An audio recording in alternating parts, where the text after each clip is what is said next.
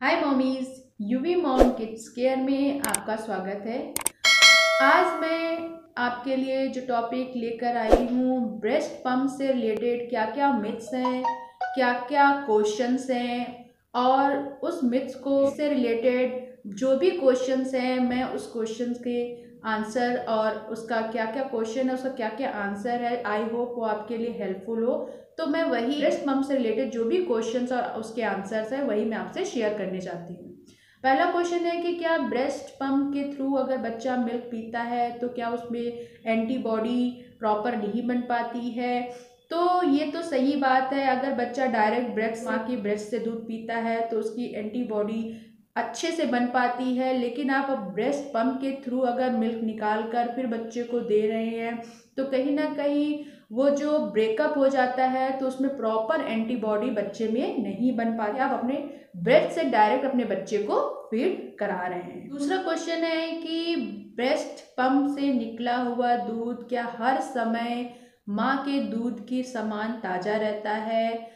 तो अगर मैं बात करूं, अगर आप तुरंत ब्रेस्ट पंप से मिल्क निकाल करके अपने बच्चे को पिला रहे हैं तो माँ के दूध के समान ताज़ा रहता है। लेकिन आप अगर चाहते हैं कि आपके बच्चे को ब्रेस्ट पंप के बाद दूध पिला रहे हैं वो ताज़ा बना रहे तो उसे आप एयर टाइट कंटेनर में अच्छे से स्टोर करके उसे 6 से 7 घंटे के लिए, अगर आप गैपिंग है उस बीच में अगर उसे पिला रहे हैं तो उसे अच्छे से स्टोर करके ही रखिएगा। फ्रिज में रखना है, जहाँ पे भी रखिएगा तो वो थोड़ा सा उस दिन के लिए तो बोल सकते हैं, या 6 से 7 घंटे के लिए माँ के दूध के लिए के समान ताज़ा रहेगा। अगर आप उसे खुला रखते हैं या उसे थोड़ी देर के लिए भी खुला रखते हैं तो वो माँ के दूध के समान ताज़ा नहीं रहता है। तो ये कोशिश कीजिएगा कि उसको एयर टाइट कंटेनर में अच्छे से स्टोर करके फ्रिज के अंदर रख दीजिएगा, और जब भी दीजिएगा हल्का सा गुनगुना करके ही बच्चे को पिलाइएगा।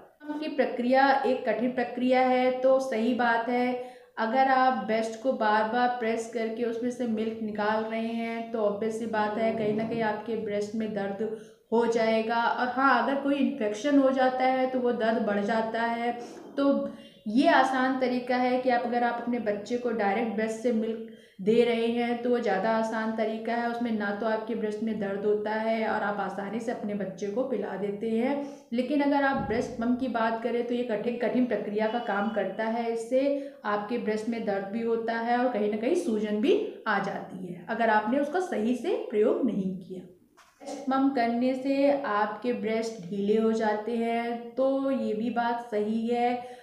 अक्सर क्या हम ज़्यादा ब्रेस्ट पंप का यूज़ करेंगे ब्रेस्ट मिल्क को निकालने के लिए तो हमारे ब्रेस्ट थोड़े ढीले पड़ जाते हैं। फिर बात करते हैं कि क्या ब्रेस्ट पंप यूज़ करने से माँ और बच्चे की जो बॉन्डिंग होती है वो थोड़ी कम हो जाती है।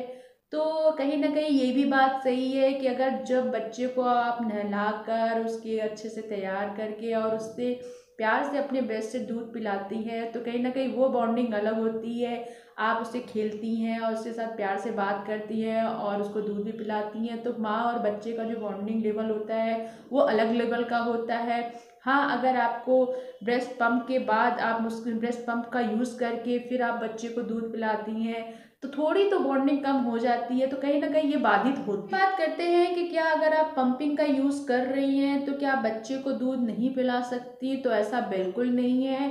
अगर आप वर्किंग हैं और आपको 1 से 2 घंटे के लिए घर से बाहर जाना है तो आप पंपिंग का यूज़ करके रख सकती हैं। फिर अगर आप घर पर हैं तो आप कोशिश कीजिए अपने बच्चे को डायरेक्ट ब्रेस्ट से ही मिल्क पिलाइए। और ऐसा नहीं है कि अगर आप पंपिंग कर रही हैं तो आप अपने बच्चे को ब्रेस्ट से मिल्क नहीं पिला सकती। बात करते हैं कि ब्रेस्ट पंप का यूज़ करने से आपके ब्रेस्ट में रिसाव होने लगता है, तो ऐसा कुछ भी नहीं है। जितना आपकी ज़रूरत है ब्रेस्ट में उतना ही मिल्क बनेगा। अगर आप जितना उसको यूज़ करेंगे उतना ही मिल्क बनेगा।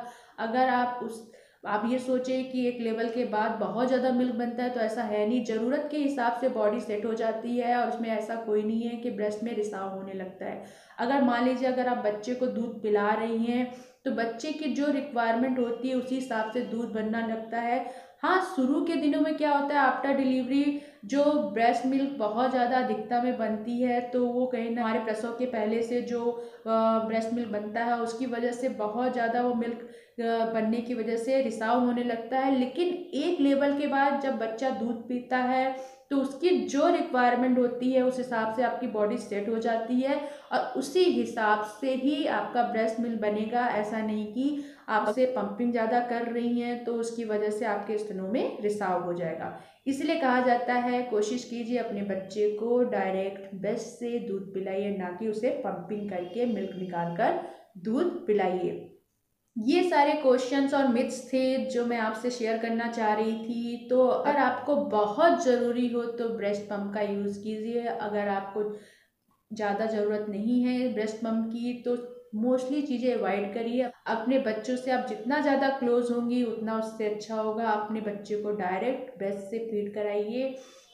आपके और बच्चों के बीच में अलग सा अटैचमेंट हो जाता है और वो आपसे बहुत ही ज़्यादा क्लोज हो जाता है। ओके मम्मीज़, अगर ये वीडियो पसंद आया हो तो लाइक कीजिए, सब्सक्राइब कीजिए और बेल आइकन पर क्लिक कीजिए।